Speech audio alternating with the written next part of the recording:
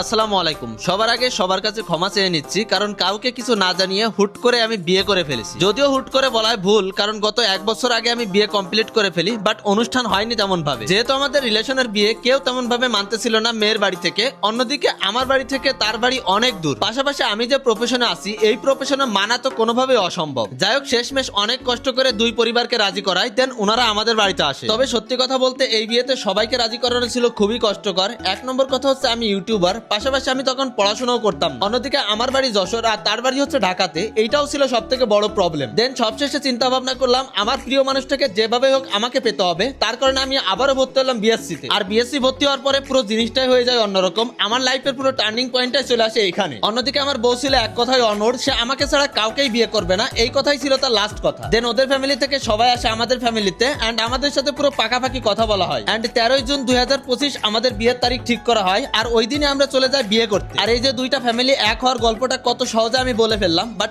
আসলে এই গল্পটা এত সহজ ছিল না। দীর্ঘ 4টা বছর সম্পর্কে একসাথে যুদ্ধ করেছি, দুইটা ফ্যামিলিকে এক করেছি, দেন আমরা বিয়ে করেছি। অন্যদিকে 13 জুন 2025 আমাদের যখন কাবিন হয়, আমরা খুব অল্প সংখ্যক মানুষ যাই বিয়েতে, কারণ ওই সময় আমাদের জাস্ট কাবিনই হয়েছে, কোনো আনুষ্ঠানিকতা হয়নি। এইদিকে আমরা যশোর থেকে ঢাকা যাই বিয়ে করতে, যেহেতু অনেক দূর আমরা জার্নি করি, তার কারণে আমরা খুব বেশি দেরি করি না, কারণ আমাদের আবার ফেরত আসতে হবে। যাওয়ার সাথে সাথে শুরু হয়ে যায় বিয়ে শাদী যত কার্যক্রম থাকে সবকিছুই, পাশাপাশি খাবার দাবার তো আছেই। জীবনে সব জায়গায় সিগনেচার করতে গেলে হাত কাঁপে না, বাট এইটা